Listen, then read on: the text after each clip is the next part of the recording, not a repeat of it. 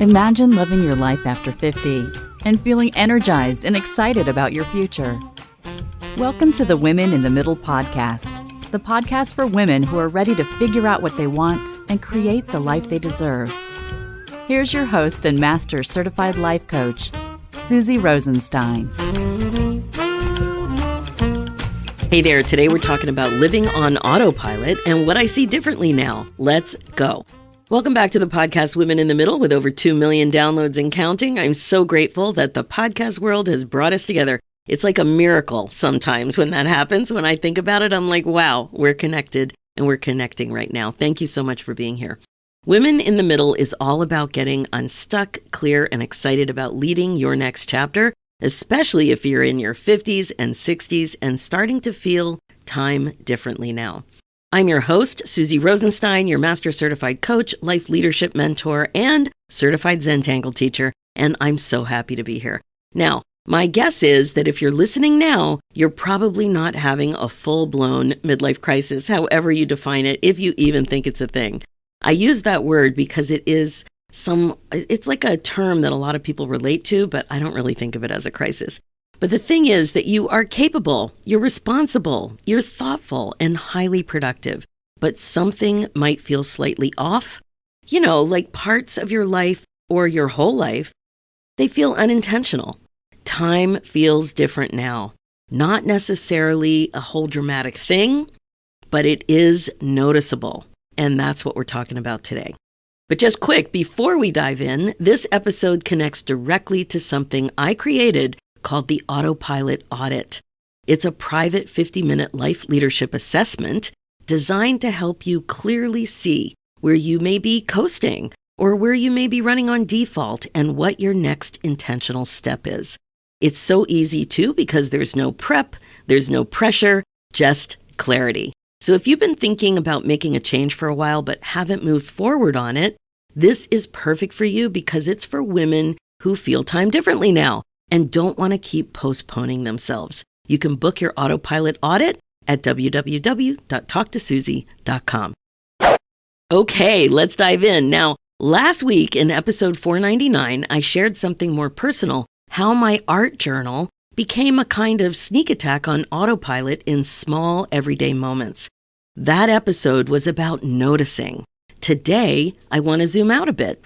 We're going to take a look at what happens when autopilot isn't just about rushing through a page in a journal, but instead quietly coasting through a season of your life. So a few years ago, way back in episode 241, which must have been in 2021 or so, somewhere around then, I talked about living on autopilot in midlife. At that time, I shared a helpful tool I call the benchmark check-in. It was about using your age and stage to plan more intentionally so you don't wake up with regrets. And of course, I'll post this link in the show notes if you're interested. I still love that tool. Planning matters, but today I see autopilot a little differently. At that time, I was in my late 50s, and now I'm in my early 60s. Back then, I was focused on planning. Today, I'm focused on interruption.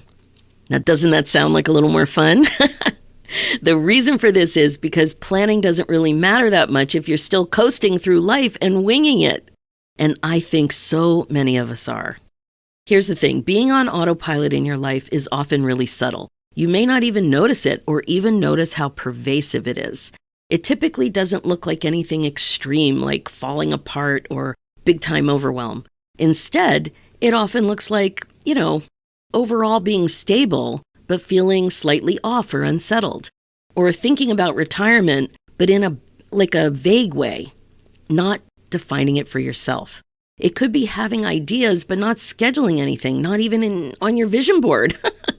Maybe it's over-functioning for everyone else and not putting yourself first. Or this common phenomenon, letting another year or more pass without checking in with your priorities and how they may have changed. What I'm getting at is, autopilot isn't about laziness. You're doing the things. Autopilot is a habit. And habit feels efficient, doesn't it? And I know how much you love to be efficient. Me too.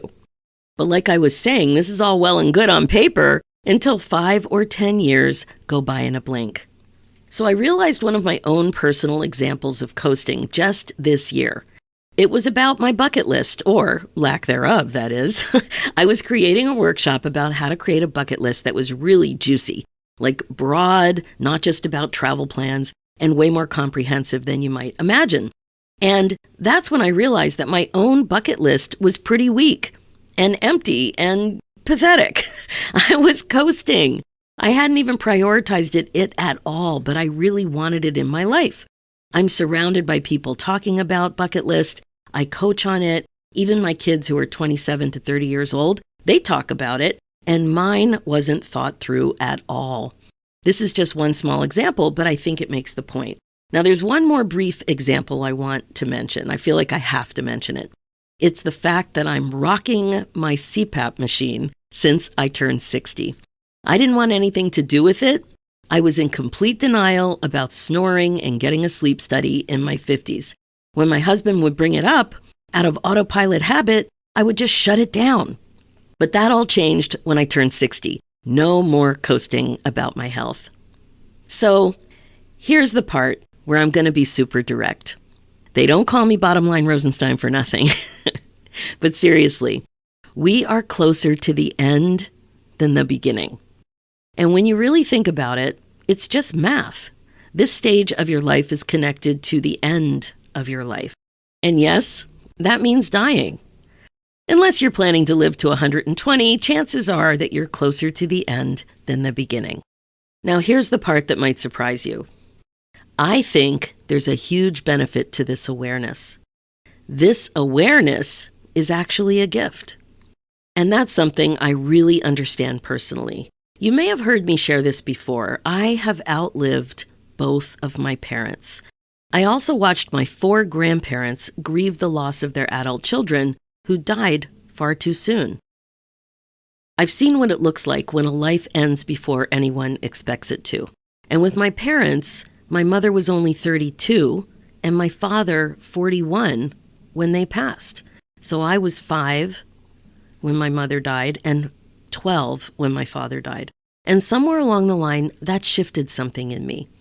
Aging stopped feeling like something to resist. It started feeling like a privilege. Not everyone gets to turn 50. Not everyone gets to turn 62, like my birthday last year, or whatever age you are right now. Not everyone gets to complain about their knees or joke about how many pairs of reading glasses they have either. Time is not guaranteed. So when I say that this awareness is a gift, I mean it. When you've seen time end too soon, you stop treating it casually. And I don't want you treating yours casually either. That doesn't mean panic, but it does mean intention. It means being intentional, because I really believe there's a huge cost to coasting. I know what you're thinking. Coasting feels safe. Well, you're right. It can feel safe, but it quietly costs you years. Here's what I mean. If you're coasting, you're basically running on default. Running on default looks like, inheriting other people's retirement ideas instead of designing and thinking about your own. Saying you want more freedom, but never changing your calendar. Or maybe waiting until you feel more ready, whatever that is. Or telling yourself you'll figure it out later, you'll do it later, without anything specific, that kind of thing. Later is Autopilot's favorite word. Leadership, though, leadership interrupts default living like this. So I want to share 2 quick examples about how I'm leading my life more now that I'm in my 60s. The first epiphany that I did something about was to verbalize my desire to go whale watching at least once a year. Now, you might think that's no big deal, but I am not on the ocean. I am nowhere close to whales. So this was a big shift to me because I was winging it before. Like if it was easy, if I was going for a conference, if I was near whales, I would make an effort, but it wasn't like stating my desire. Now I've articulated the desire and it's top of mind. It becomes something that drives other decisions. For example, the itinerary, the agenda for my recent retreat in Costa Rica. My love of wildlife and creativity were the main drivers of what I wanted to bring to my guests, and whale watching was a main event, and it did not disappoint. Another example is how I'm developing my bucket list. The first thing was to decide that even though it's not my favorite way to refer to a list of things I'm excited to do or experience in my lifetime, I'm embracing the term bucket list because it's easy to understand and talk about. The second thing was to raise my awareness of my thinking that shuts down my desire. I've noticed I often think things like, ooh, that's too expensive, or that's too hard, I could never do that, or it's too remote, I couldn't even get there, it'd be way too expensive. And when I get ideas, that kind of stuff happens right away, those thoughts. And that kind of thinking squishes dreams in no time flat. They don't even have a chance to see the light of day. So now it's way easier for me to catch myself in the act of thinking thoughts like these about desires. And when I'm able to notice the desire, I allow it to be a thing that I want to explore, even if I don't yet know how or when it might happen. So I have primed myself to notice desires related to something that might want to be on a bucket list. The most recent example of this was regarding experiencing the monarch butterfly migration in Mexico. I've been fascinated by this for a long time, but I never thought I need to go and see that. I just thought, wow, that happened someplace far away. It must be hard. And I told you all those thoughts, I think, and they all came up. But this time I saw something. I was at a museum exhibit and I saw a photograph of it and I started my shenanigans, but I caught myself in mid-thought. And I'm like, wait a minute. I can add that to my bucket list. I want to see that. I claimed it. I claimed the desire. Someday I'm going to do that. So these are two examples that I was coasting about, and now I'm much more intentional in my 60s, and I'm much more intentional about catching desires and being intentional. Because if you're not intentional, it just is likely not to happen, or it's not going to happen in the way that you want it. Okay, now let's talk about the 5-year question. Let me ask you something. If nothing changed in the next 5 years, what would concern you? What would no longer be okay? Really let that land. What would quietly disappoint you? Most women wait until that concern becomes urgent or something you would think of as a really big deal. You don't have to. The way you answered that question is so important. I remember I used to think about turning 50, and I didn't realize what I was associating it with. But on the lead up to 50, for a long time, not like a couple of months, but for years, maybe even a decade or more than one decade, I used to think by the time I'm 50, I will have gone back to my pre-baby weight. My baby is they're in their late 20s, early 30s now. But I thought, the way I thought about turning 50 was associated with that. And it's so interesting how we wait and then how time passes by so quickly. So I really want you to recognize how you answered that question. Maybe you didn't articulate it in words, maybe you didn't write it down, but something popped into your mind. Maybe it was a whisper, a hint, an image, whatever it was, really notice that. Because whatever it was is clarity trying to get your attention. It's clarity knocking on the door. Think of it that way. So the next question is, are you ready to open the door? Life leadership in midlife isn't about doing more. It doesn't have to be that.